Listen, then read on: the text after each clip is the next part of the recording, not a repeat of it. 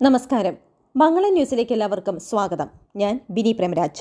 2.5 മാസമായി ഗസയിൽ ഇസ്രായേൽ നടത്തുന്ന യുദ്ധക്കുറ്റങ്ങൾക്ക് ശേഷവും യുദ്ധമുഖത്തിലെ ഫലസ്തീന്റെ പ്രതിരോധം ശക്തവും ദൃഢവുമാണെന്ന് ഹമാസ് രാഷ്ട്രീയ ബ്യൂറോയുടെ മേധാവി ഇസ്മായിൽ ഹനയ്യ. ഗസയ്ക്ക് മേൽ ഇസ്രായേൽ നടത്തുന്ന കര നാവിക വ്യോമാക്രമണങ്ങൾ കേട്ടുകേൾവിയില്ലാത്തതാണെന്ന് ഇറാൻ വിദേശകാര്യമന്ത്രി ഹുസൈൻ അമീർ അബ്ദുള്ള ഹിയനുമായി ഖത്തറിൽ വെച്ച് നടന്ന യോഗത്തിൽ ഹനയ്യ പറഞ്ഞു. സയനിസ്റ്റ് ഭരണകൂടവും അവരുടെ കൂട്ടാളികളും കരുതിയത് പ്രതിരോധത്തെ ഈ വിധത്തിൽ ഇല്ലാതാക്കാമെന്നും അവർ വെള്ളക്കൊടി വീശാൻ നിർബന്ധിതനാകുമെന്നുമാണ്. എന്നാൽ ഫലസ്തീന്റെ ചെറുത്തുനിൽപ്പ് യുദ്ധമുഖത്ത് അചഞ്ചലമായി നിലനിൽക്കുകയും 75 ദിവസത്തെ ഇസ്രായേൽ കുറ്റകൃത്യങ്ങൾക്കും കൂട്ടക്കൊലകൾക്ക് ശേഷം സയനിസ്റ്റ് ഭരണകൂടത്തിന് വലിയ നാശങ്ങൾ ഉണ്ടാക്കുകയും ചെയ്തു. അതേസമയം ഇസ്രായേൽ ആക്രമണങ്ങൾ തുടരുന്നിടത്തോളം കാലം വെടിനിർത്തൽ ചർച്ചകൾ ഉണ്ടാകില്ല എന്നും ഹനയ്യ വ്യക്തമാക്കി. സ്ത്രീകളും മുതിർന്നവരും രോഗികളും ഉൾപ്പെടെ 40 ബന്ദികളെ മോചിപ്പിക്കുന്നതിന് പകരമായി 7 ദിവസത്തെ വെടിനിർത്തൽ നടത്താനുള്ള ആവശ്യം ഇസ്രായേൽ ഉന്നയിച്ചതായി റിപ്പോർട്ടുകൾ വന്നിരുന്നു. ഹമാസ് ബന്ദികളാക്കി ഇസ്രായേലികളെ വിട്ടയക്കുന്നതിന് പകരമായി മറ്റൊരു വെടിനിർത്തൽ നടത്താൻ തയ്യാറാണെന്ന് ഇസ്രായേൽ പ്രസിഡന്റ് ഐസക് ഹെർസോഗ് കഴിഞ്ഞ ദിവസം വ്യക്തമാക്കിയിരുന്നു. ഗസയിലെ ആക്രമണങ്ങൾ ഇസ്രായേൽ പൂർണ്ണമായി നിർത്തലാക്കണമെന്നാണ് ഹമാസിന്റെ ആവശ്യം. എന്നാൽ ഹമാസിനെ പൂർണ്ണമായി ഇല്ലാതാക്കുന്നതുവരെ യുദ്ധം തുടരുമെന്ന് നേരത്തെ വ്യക്തമാക്കിയ ഇസ്രായേൽ നേതൃത്വത്തിന് ഹമാസിന്റെ ആവശ്യത്തോട് യോജിപ്പില്ല. അതേസമയം റഫേലി വീടുകൾക്ക് മുകളിൽ ഇസ്രായേൽ സൈന്യത്തിന്റെ ബോംബാക്രമണം തുടരുകയാണ്. പെട്ടെന്നുണ്ടായ ആക്രമണത്തിൽ 2 ആഴ്ച പ്രായമുള്ള പെൺകുഞ്ഞടക്കം 45 ഫലസ്തീനുകൾ കൊല്ലപ്പെട്ടു. തെക്കൻ ഗസയിലെ ഏറ്റുമുട്ടൽ മാസങ്ങളോളം നീളുമെന്ന് ഇസ്രായേൽ പ്രതിരോധ മന്ത്രി യോവ് ഗാലന്റ് അറിയിച്ചു. ഹമാസ് നേതാക്കൾക്കായി വ്യാപക തെരച്ചിൽ തുടരുകയാണ്. വടക്കൻ ഗസയിലെ ഹമാസിന്റെ തുരങ്കങ്ങളിൽ സൈന്യം തിരച്ചിൽ തുടരുകയാണെന്നും ഹമാസിന് സാമ്പത്തിക സഹായം നൽകിയിരുന്ന പ്രമുഖനെ റഫേൽ വധിച്ചതായും ഇസ്രായേൽ അവകാശപ്പെട്ടു. ഗസയിൽ ഇതുവരെ ഇസ്രായേൽ ആക്രമണങ്ങളിൽ 19,667 ഫലസ്തീൻകാർ കൊല്ലപ്പെട്ടു. 52,586 പേർക്ക് പരിക്കേറ്റു. 131 ഇസ്രായേൽ സൈനികരും കൊല്ലപ്പെട്ടു. വടക്കൻ ഗസയിലെ ജബാലി അഭയാർത്ഥി ക്യാമ്പ് ഇസ്രായേൽ സേന പിടിച്ചെടുത്തു. ഇവിടെ ഏറ്റുമുട്ടലിൽ 100 കണക്കിന് ആളുകൾ കൊല്ലപ്പെട്ടതാണ് റിപ്പോർട്ട്. 500 പേരെ അറസ്റ്റ് ചെയ്തു.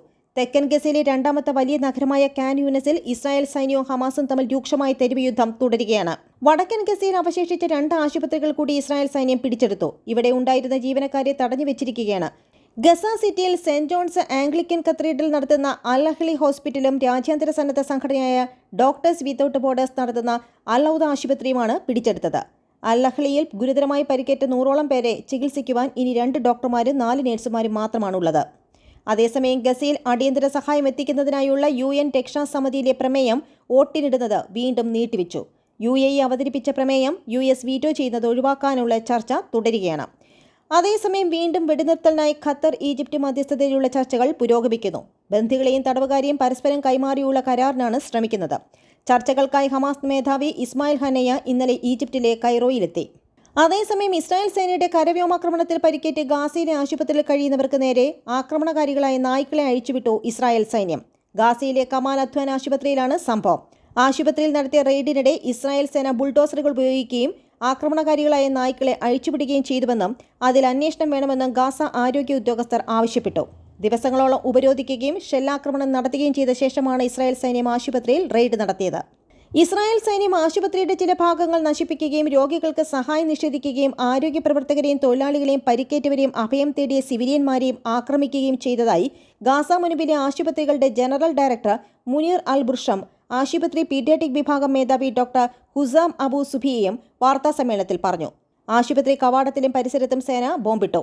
ആശുപത്രി കോമ്പൗണ്ടിലെ വിവിധ കെട്ടിടങ്ങൾക്ക് നേരെ വെടിയുതിർത്തു. പ്രസവ വാർഡ് പ്രവർത്തിക്കുന്ന 2ാം നിലയിലേക്കും ബോംബാക്രമണമുണ്ടായി. ആശുപത്രി ഡയറക്ടർ അഹമ്മദ് അൽ കഹ്ലുത്തിനെ പിടികൂടി അജ്ഞാത സ്ഥലത്തേക്ക് കൊണ്ടുപോയി. ആശുപത്രിയിൽ അഭയം തേടിയ സിവിലിയന്മാരെയും ആരോഗ്യ പ്രവർത്തകരെയും നഗ്നരാക്കി ഒരു വലിയ കുഴിയിലേക്ക് തള്ളിയിടുകയും ആക്രമണകാരികളായ നായ്ക്കളെ അവരുടെ നേർക്ക് അഴിച്ചുവിടുകയും ചെയ്തു. ആശുപത്രിയുടെ ഓക്സിജൻ യൂണിറ്റും വാട്ടർ ടാങ്കും സെൻട്രൽ ആർക്കൈവും ഫാർമസിയും സേന തകർത്തു. ആശുപത്രിയുടെ മുറ്റത്ത് ബുൾഡോസർ ഉപയോഗിച്ച് വലിയ കുഴി കുഴിച്ച ഇസ്രായേൽ സേന അവർ കൊന്ന 12 പേരുടെ മൃതദേഹങ്ങൾ അതിലേക്ക് വലിച്ചെറിയുകയും ചെയ്തു. കുഴിയിൽ എറിയപ്പെട്ടവരിൽ പരിക്കേറ്റവരിൽ ആരെങ്കിലും ഉണ്ടോ എന്ന് ഞങ്ങൾക്കറിയില്ല. ഈ ഹീനമായ കുറ്റകൃത്യങ്ങളെക്കുറിച്ച് അന്താരാഷ്ട്ര അന്വേഷണം വേണമെന്നും അവർ ആവശ്യപ്പെട്ടു. പരിക്കേറ്റ് 75 വയസ്സുള്ള ഒരു വ്യക്തിക്ക് നേരെ ഇസ്രായേൽ സൈന്യം ആക്രമണകാരിയായ നായെ അഴിച്ചുവിട്ടതായും അദ്ദേഹം അടുത്ത ദിവസം മരിച്ചുവെന്നും അബു സഫിയ പറഞ്ഞു. ആശുപത്രി അങ്കണത്തിലെ ടെന്റുകൾക്ക് മുകളിലൂടെ ഇസ്രായേൽ സൈനികർ ബുൾഡോസറുകൾ ഓടിക്കുമ്പോൾ വലിയ നിലവിളി കേട്ടുവെന്നും മൃതദേഹങ്ങൾക്കൊപ്പം ചില ചതഞ്ഞു മരിച്ചതായി സംശയിക്കുന്നതായും അദ്ദേഹം കൂട്ടിച്ചേർത്തു. കൂടാതെ oxygen unit, water tank, central archive, pharmacy എന്നിവ ഉൾപ്പെടെയുള്ള നിർണായക ആശുപത്രി അടിസ്ഥാന സൗകര്യങ്ങൾ ഇസ്രായേൽ സൈന്യം യന്ത്രങ്ങൾ ഉപയോഗിച്ച് തകർക്കുകയും ചെയ്തു. ഞായറാഴ്ച നടത്തിയ പത്രസമ്മേളനത്തിലാണ് ഗാസ മുൻപിലെ ആശുപത്രികളുടെ ജനറൽ ഡയറക്ടർ മുനീർ അൽ ബഷും PTT വിഭാഗം മേധാവി ഹുസാം അബു സഫിയും റെയ്ഡിന്റെ അസ്വസ്ഥജനകമായ വിവരണങ്ങൾ വിശദീകരിച്ചത്. ഇസ്രായേൽ നടപടികളിൽ അന്താരാഷ്ട്ര അന്വേഷണം വേണമെന്ന് പാലസ്തീൻ ആരോഗ്യമന്ത്രി മൈ അൽ കൈല നേരത്തെ ആവശ്യപ്പെട്ടിരുന്നു. നന്ദി, നമസ്കാരം.